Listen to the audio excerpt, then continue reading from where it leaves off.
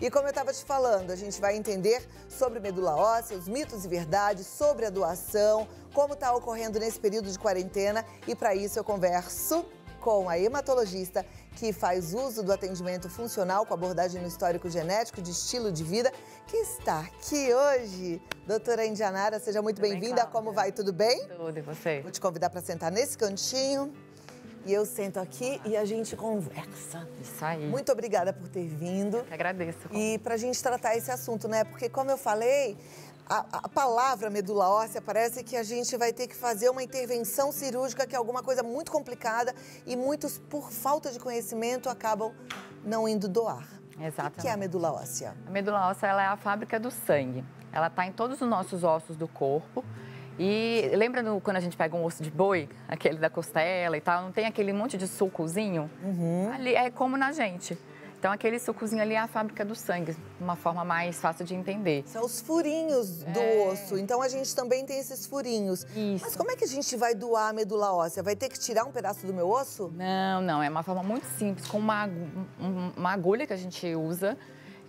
Vai fazendo várias funções, principalmente nesse osso aqui da bacia. É isso que a gente põe a mão na cintura, assim.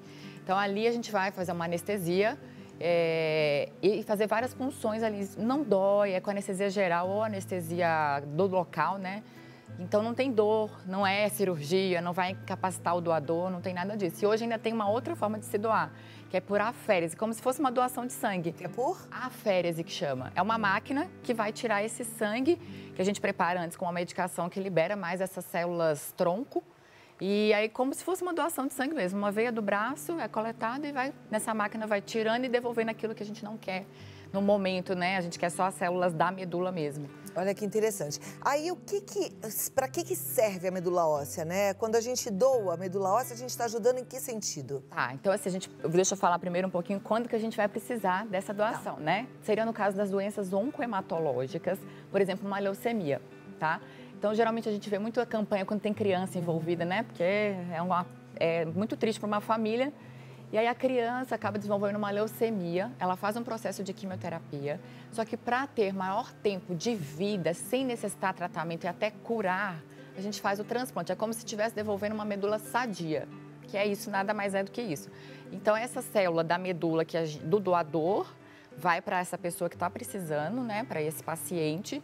E ali é capaz de gerar uma nova medula saudável. Olha que coisa maravilhosa, né? É muito...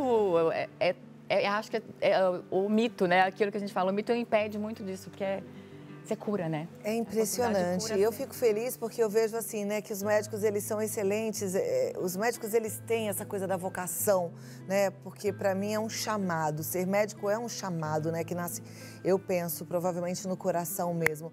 E aí, unido a esse chamado, comprometimento, estudo, pesquisa e a tecnologia, que vem descobrindo coisas e que hoje, como a doutora acabou de falar, a gente tem a possibilidade da cura de uma leucemia através da doação de uma medula óssea. Exatamente.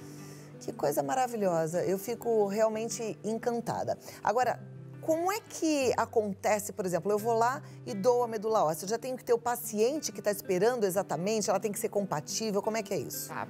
O processo é assim. Qualquer pessoa, não precisa ter um parente meu doente para que eu possa ser doador. Porque a gente fala assim, numa família, o meu irmão nem sempre é geneticamente compatível.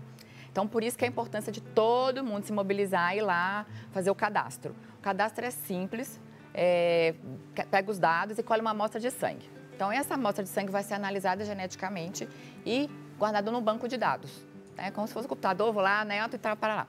Aí, em algum momento, entra um paciente novo nesse banco, que precisa de medula. Então, vão ser cruzadas as informações desse paciente que precisa com todos aqueles doadores cadastrados. Então, assim, é uma roleta meio que russa ali, da chance de ter um compatível. Ou seja, todo mundo tem que fazer esse cadastro. Exatamente. E todo mundo pode fazer esse cadastro? Tem algumas exceções, que são casos de pacientes que já têm câncer, que têm alguma doença autoimune, por exemplo, lúpus, artrite reumatoide, ou tem alguma hepatite C, HIV. Então, essas são as principais limitações. Então, eu falo assim, paciente em bom estado de saúde, vai lá que a gente vai avaliar tudo isso. E vai aonde, doutora? Em que lugar que a gente pode fazer esse cadastro? São os hemocentros. Eu até falo assim, dá um Google, que fica mais fácil de achar aquele hemocentro que faz esse cadastro. Porque não é assim, tem um banco de sangue aqui. Mas nem sempre esse banco de sangue é um hemocentro cadastrado no REDOME, que é o nome do receptor dos doadores de medula. Por isso que a sigla é REDOME. Então, dá um Google, que às vezes na sua cidade não tem, mas tem campanhas que vão... Agora, na pandemia, a gente tem um pouco mais de dificuldade. Mas volta e meia tem campanha que o próprio Hemocentro vai para a cidade dessa pessoa e faz aquele mutirão de final de semana. Mas dá um Google como REDOME ou como doar medula, que vai aparecer o Hemocentro mais próximo de você. Maravilha. Como é que é a proporção entre doadores e quem precisa da medula óssea? O número de doadores é muito, muito, muito pequeno, hoje em dia ainda. Mesmo sendo assim, a gente cruza com um banco mundial, né? Então, se eu estou no Brasil, tenho a necessidade. Aí, às vezes, a gente consegue um doador lá na Austrália. Então, assim, você vê o nível, né? Tem que ir muito, muito longe, às vezes, para pegar essa medula. E aí, essa medula óssea viria de outro país, de onde ela estiver, aqui para o Brasil? Isso. E chega em perfeito estado. Chega. Recebendo a medula óssea, é certo que o paciente fica curado? Tem uma porcentagem, né? Como tudo em medicina não é uma ciência exata, mas tem uma alta probabilidade. Que vai depender da doença, o fator de prognóstico. E aí tem umas variáveis, mas assim, é uma chance de cura muito grande. Nossa, é maravilhoso. Eu acho até interessante a questão do cadastro, dá pra gente também uma sensação de chamado, né? É assim, cruzou, é você que estão precisando, nada é por acaso, né? Então, assim, aproveitar essa jesuicidência, ir lá e doar com amor. Mas o cadastro, eu acho até que deveria ser obrigatório, né? Então, se você está assistindo agora e você nunca pensou nessa possibilidade, nem sabia que isso existia, vá, porque tem alguém precisando de você. Tem uma vida dependendo de você, não é isso? É isso mesmo. E como é que tá agora nessa época de pandemia? Continua mais complicado um pouco, né, Cláudia? Como a questão da doação de sangue, então acaba limitando um pouco, porque as pessoas não estarem podendo sair, tem medo, né, do Covid, naturalmente, mas acho que agora eu estou sentindo que está retomando. Tem dado uma retomada nisso aí. Até pelo espírito de solidariedade, do voluntariado, né? Nesses períodos de crise, a gente vê muito isso. Então, desperta na pessoa até mais esse desejo de ser voluntário, de solidarizar. Eu fico imaginando que tem as duas coisas, né? Até porque eu vejo também o movimento nas ruas, das pessoas voltando para os seus trabalhos, para as suas atividades, né? A gente já está vendo aí algumas cidades entrando numa zona mais de flexibilização das restrições. Então, eu penso que tem isso e as pessoas, eu acho que estão cansadas também, né, de certa forma, da quarentena, porque Exato. A gente passou por vários momentos, chega esse momento que a gente está cansado. Mas aí, como eu estou diante de uma médica, eu sempre gosto de perguntar, né, é hora da gente ficar cansado ou a gente precisa continuar assim, prestando muita atenção, evitando mesmo sair de casa? Qual que é a sua opinião, doutora? Eu acho assim, o cansaço também eu tenho, você tem, todo mundo tem, mas eu acho que tem que ter o cuidado ainda, né? Eu acho que agora vão ter as contaminações das pessoas do nosso convívio praticamente, né? Porque a gente viu que teve os idosos mais acometidos, mas agora você começa a ver mais gente próxima se contaminando. Porque talvez a flexibilidade que tem e as pessoas talvez não estejam um pouco displicentes no uso da máscara ainda. Sim, tem que usar máscara, né? Eu acho muito legal quando eu vejo aqueles quadrinhos que mostram assim, quando duas pessoas estão com máscara, qual é a chance? Ela é tão menor, né? Então use máscara sempre, tá? A gente se adapta, né? Eu descobri o seguinte, tá todo mundo usando muito aquela máscara de tecido, mas aquela outra máscara que é de papel, não papel, como é que chama? Um TNT? TNT, né, que é a máscara cirúrgica, ela é mais confortável, ela deixa a gente menos abafada. Então, você conseguir aquela, eu acho até que é o ideal e parece que ela é, de fato, a mais segura também. Então, se você conseguir, tá aí um bom caminho. Eu ia te perguntar sobre os casos de pacientes que estão em tratamento, alguns que pararam de ir ao médico, que pararam o tratamento. Isso tem aumentado ainda?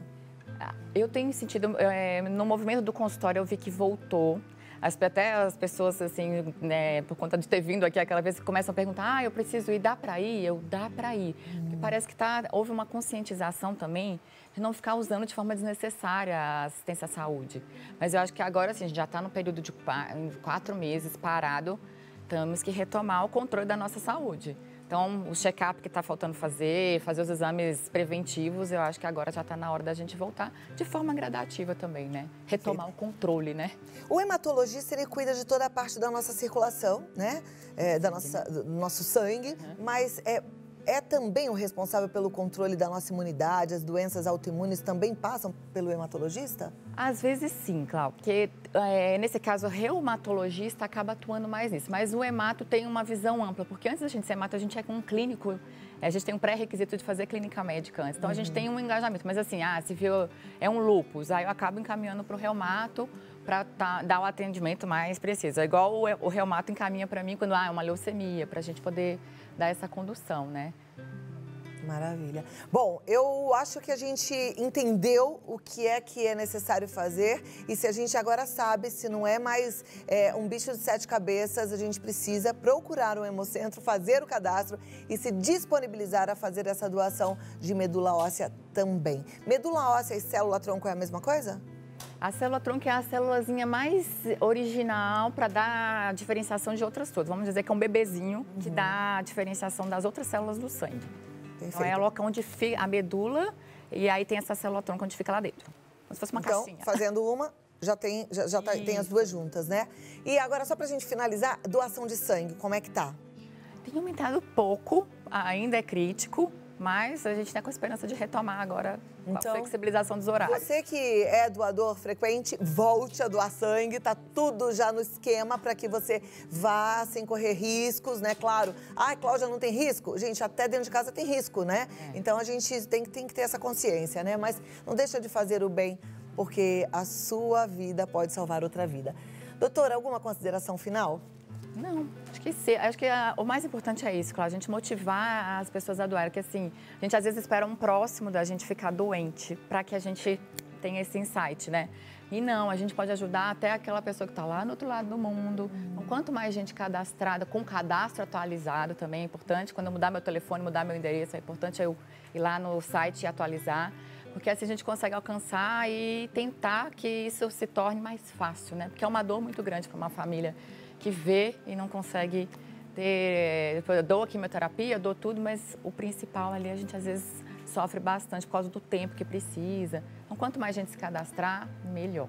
Então, busque um Hemocentro mais perto da sua casa e cadastre-se. Doutora Indianara, maravilhosa, uma hematologista excelente. Se você estiver procurando uma médica especializada para cuidar de você, pode entrar em contato. É www.doutoraindianarabrandão.com.br, indianarabrandão.com.br e no Instagram, dra.indianarabrandão. Assim vocês ficam pertinho.